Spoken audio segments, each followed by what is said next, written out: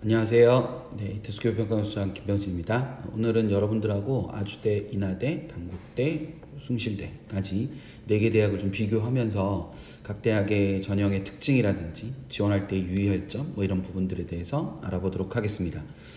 우선 4개 대학을 전체적으로 서로 연결해서 보면 이렇게 크게 세 가지의 전형이지만 사실은 학종이 두 가지가 있는 대학이 있기 때문에 이렇게 4개의 종류로 나누어서 볼 수가 있습니다. 4개 대학의 아주 주요한 특징 가운데 하나는 모든 전형이 다 있다는 거죠. 그러니까 교과 전형이 여기 지금 보시는 대로 교과 전형이 4개 대학이 모두 다 있습니다. 교과 전형이 4개 대학 모두 다 있고, 그리고 학종도 4개 대학이 다 있는데 2개 대학은 아주대와 인하대 같은 경우는 2개씩 가지고 있습니다. 2개씩 전형을 가지고 있다는 것은 기본적으로 2개의 전형이 서로 다른 성격을 가지고 있기 때문에 그 성격에 맞춰서 지원을 잘할 필요가 있습니다. 그리고 논술 전형도 4개 대학이 모두 가지고 있다는 공통점을 가지고 있어요. 그래서 이 대학들이 좀 유사한 성향을 가지고 있고, 그 유사한 성향 때문에 어떻게 지원을 해야 되느냐라는 부분에 대한 혼란이라든지 아니면 막막함 이런 것들도 있을 수 있을 거라고 생각을 합니다. 그래서 이것들의 좀 차이를 살펴볼 필요가 있는데, 구체적으로 더 들어가 살펴보기 전에 전체적인 틀에서 보면 아주대는 지금 교과 우수자, 즉 학업 우수자, 그러니까 이 교과 전형에 최저가 없습니다. 그것뿐만 아니라 여기 학종 2개도 다 없고요, 최저가. 그리고 논술에도 사실상 의대를 제외하고는 최저가 없다라고 봐야 되는 게 맞습니다. 반면에 인하, 단국, 숭실은 모두 교과 전형에서 최저를 가지고 있다는 공통점을 가지고 있어요. 반면에 인하와 단국은 논술에서는 최저가 없죠.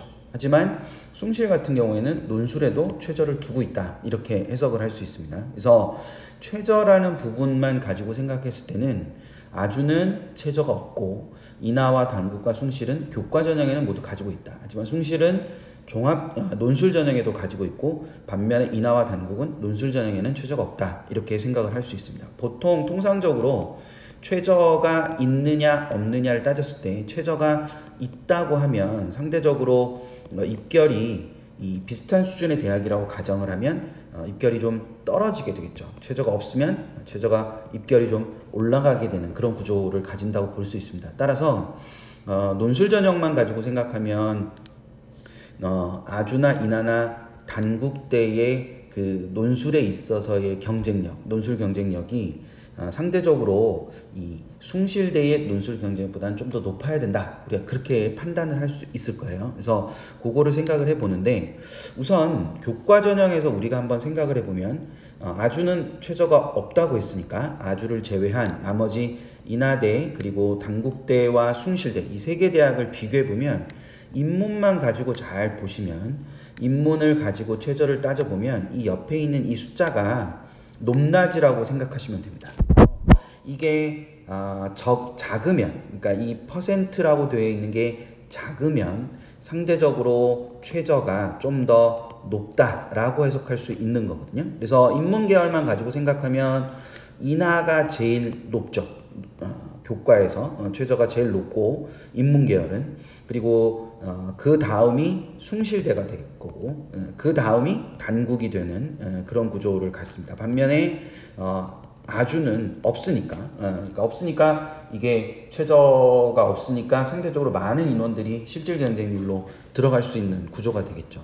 근데 자연계는 좀 다른 순서를 띠고 있어요. 자연계가 역시 인하가 제일 높은 건 맞지만 두 번째로 높은 곳이 숭실이 아니라 최저가 바로 단국이 됩니다. 단국은 인문, 자연 모두 2개 합 6이 똑같이 적용이 되기 때문에 자연계가 상대적으로 조금 2개 합 7을 보이는 숭실대보다는 조금 더 최저가 높다라고 해석을 할 수 있는 거죠.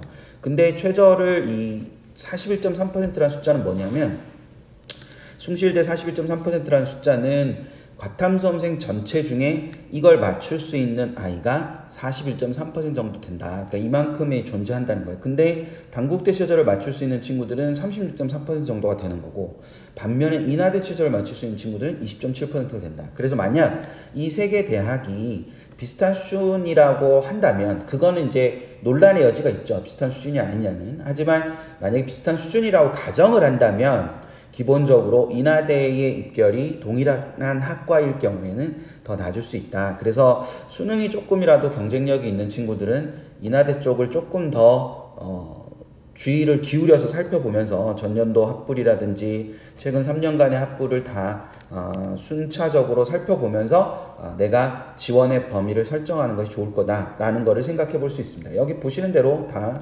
교과 100이기 때문에 다른 요소가 추가적으로 들어가는 건 없습니다. 면접을 한다든지 뭐 이런 요소가 들어가는 건 없기 때문에 이 부분에서 전체적으로 나타날 수 있다는 걸 생각을 해두시면 될 것 같아요. 두 번째로 논술 전형을 생각을 해보면 논술 전형은 모두가 다 학생부 교과가 들어가는 전형으로 되어 있습니다. 그러니까 논술 80이라는 얘기는 20이 교과라는 얘기고 논술 70이라는 얘기는 30이 교과라는 얘기죠. 그리고 이 두 개 대학은 모두 교과가 40이 들어간다. 이 교과가 40이 들어간다는 거는 좀 이따가 다시 설명을 하겠지만 40%가 들어간다는 게 중요한 게 아니라 등급 간 점수 차가 좀 더 중요하다라고 우리가 볼 수 있는 요소다라고 생각을 하셔야 되거든요. 그래서 등급 간 점수 차에 따라서 이것이 교과가 많은 영향력을 행사할 수도 있고 교과가 적은 영향력을 행사할 수도 있기 때문에 등급 간 점수 차를 따져보는 게 필요하다라는 걸 생각해 보시면 될 것 같고 반면에 이제 숭실대 논술만 최저가 있습니다. 최저가 있는데 그 최저는 교과와 동일하기 때문에 그 동일한 교과의 최저를 적용을 시키면 자연계의 최저가 조금 더 좀 쉬운 편이다. 그러면 논술에 의한 변별력이 조금 더 크다라고 해석을 할 수 있는 거니까 그 차이를 생각을 해주시면 될 것 같습니다.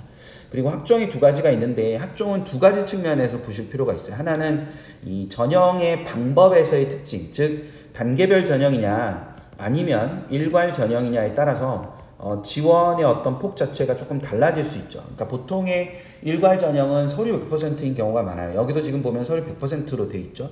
하지만 단계별 전형인 경우에는 2단계에서 면접이 추가가 되게 되고 그 면접이 추가가 되면 상대적으로 좀 더 면접의 영향력이 조금 더 크다. 그러니까 서류에서의 나타나는 특징들을 좀 뒤집을 수 있는 성격을 갖고 있는 것이기도 하기 때문에 그 단계별 전형이냐 일괄 전형이냐에 따라서 지원의 범주가 조금씩 달라질 필요도 있습니다. 물론 이것보다 조금 더 중요한 요소가 뭐냐면 각 전형이 가지고 있는 특징인데 그 각 전형이 가지고 있는 특징을 뒤에 설명을 드리겠지만 어쨌거나 기본적인 검토 과정에서는 이 일괄 전형이냐 아니면 단계별 전형이냐에 따라서 나누어 볼 수 있고 특히 단계별 전형에서 초점은 여기 있는 대로 배수죠. 1단계의 배수가 몇 명까지냐 라는 부분이 초점인데 여기는 다 3배수로 되어 있습니다. 3배수로 다 되어 있기 때문에 단계별 전형의 초점은 1단계를 통과할 수 있느냐 없느냐에 초점이 있어요. 그러니까